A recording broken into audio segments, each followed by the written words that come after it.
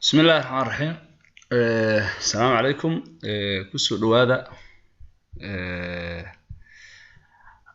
buuggan oo loogu talagalay dhammaan ganacsiyada wadanka in lagu hormariyo waxa waaye qaybta wuxuu qaabilsan yahay maamulka iyo maareynta ganacsiga ayuu qaabilsan yahay. ganacsigu ha ahaado ganacsi yar small business, ganacsi dhexdhexaad ah medium size business, large size business, ganacsi weyn iyo ganacsi dhexdhexaad ah intaba buuggan waa anfacayaa. waxaana hadafka laga leeyahay oo yahay oo muhiimada ugu weyn ay tahay inuu buuggaani saacido dhammaan ganacsiga Soomaaliyeed iyo sidii ay u horumari lahaayeen ka maamul ahaan ganacsigooda Soomaalida. buuggan waxaa ciwaan looga dhigay maamul iyo maareyn. labadaas eray waa laba eray oo aad iyo aad muhiim u ah oo aad arki doontaan insha Allah. waxaan ugu talagalnay inaan si qayb aan buuggan idinkugu soo gudbino insha Allah barteena YouTube-ka macadka Spain aan ku soo gudbi doona insha Allah. maamul waxa horta marka koowaad aan dhihi karnaa maamul iyo maamulid ama maamulid shaqo waa meesha ugu weyn ee maanta dadka adduunka oo dhan isha ku hayaan. yacni shaqo kasta, shirkad kasta, wax kasta oo la bilaabo maanta waxaa la leeyahay waxaa loo baahan yahay qof maamul ayaa loo baahan yahay. isbitaal ha ahaato, hotel ha ahaato, dawlad ha ahaato, urur ha ahaato, siyaasad ha ahaato, wax kasta waxaa loo baahan yahay leeyahay qof maamul ah oo howlahaas kala agaasima ayaa loo baahan yahay. maamulka waxaa la yiraahdaa adduunka dadka jooga ee maamul ku shaqeeya dadna waa bartaan dadna waa u dhashaan. laakiin waxa fiican oo aniga aan ku talinaynaa inuu qof isku darsado labadaba, inuu barasho ahaanna barto maamulku hadda wax weyn oo qasaaro weyn ka soo gaari ma waqti badan kaaga bixi maayo. waxa kugu filan adoo daraaseeya muddo hal sano ah oo kale adoo daraaseeya oo dhammaan wixii maamul u yahay waa ku fahmi kartaa.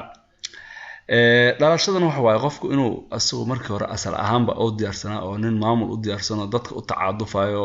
asxaan sameynayo dadkii nidaaminaya arrintooda oo yahay oo mar walba arrinta ka fakaraya dadka oo maamulo oo yahay oo dabeecad noocaas u samaysan inuu yahay ayaa lahaa u dhalasho. labadaas buu ku imaan karaa marka maamul. waxa lagu qeexaa marka yacni wax kasta adduunka jooga waxaa loo sheegaa definition ayaa loo sheegaa. marka waxaa lagu qeexi karaa shaqo in la qabto ayadoo la maraayo dad, ayadoo la maraayo dadka ayadoo la maraayo ayaa la dhahaa maamul. macnaha waxa waaye waxaa kaloo la dhihi karaa hanaan shaqo loo qabto ama loo hago sida tilaabo sax ah inaad u qaado shaqada aad hayso ama tilaabadii ugu fiicneed inaad qabatay si aad uga faa'iideysato kheyraadka shirkadda,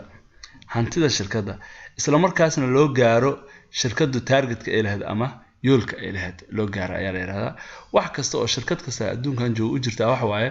inay yoolka ay leedahay ay gaarto oo ah inay macaash samayso.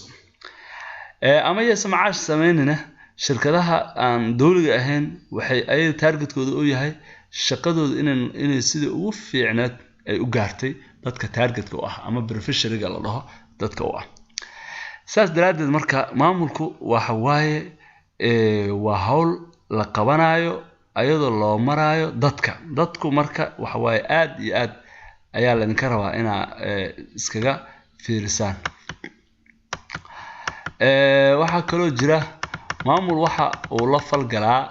ayaa la leeyahay meeshan wuxuu la falgalaa dad, kheyraad iyo hanti ayuu la falgalaa. intaas shay oo la falgalaa maamul oo la falgalaa waxa uuna sida ugu fiican ugu faa'iideystaa saddexdaas arrimood. haddii kheyraadka uga faa'iideysto sida ugu fiican, dadkii u maamusho ugu fiican, hantidiina u maamusho meelihii ay ku habooneed aad geliso يعني shirkadaasi waa guuleysanaysaa waa la hubaa wax la hubo waa ilaahay idinkiis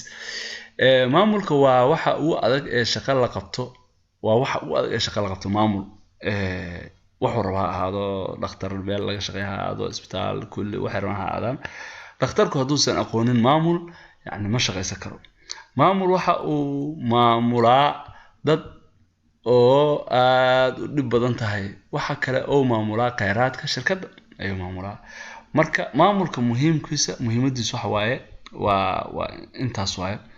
waxa kale oo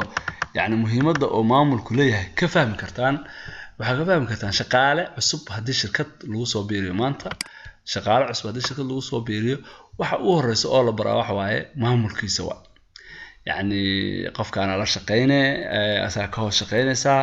shaqadaas saas uu kugu diraa waxaas uu qabanaysa marka waxay cadeynaysaa taas oo muhiim ay u tahay in maamulku uu yahay udub dhaxaadka guusha inuu yahay hadii qofku maamulka uu barto ama maamulka uu yaqaano ama waxa inuu maamulo uu fahmi karo waa udub dhaxaadkii shirkadda waxa marka maamulkaas hadhow qofkaas loo sheegayaa herarka iyo nidaamka iyo yaa ka hoose yaa la garab shaqeeya yaa la siman waxaas la barayaa dhamaantoodna waa maamul insha Allah waxa waaye waxaan yani casharka wuxuu hadli doonaa insha Allah sidee loo qaybiyaa maamulka sidee loo qaybiyaa insha Allah marka hadda casharka intaas ku soo gabagabeyna assalaamu calaykum waraxmatullaahi wabarakaatuhu buugan cidi u baahan inay hesho wala laga macaamilaa lambarka meesha qoran ayaa ku soo diri kartaa insha Allah fariintaada ama waa soo wici kartaa WhatsApp intaba insha Allah wa mahadsantiin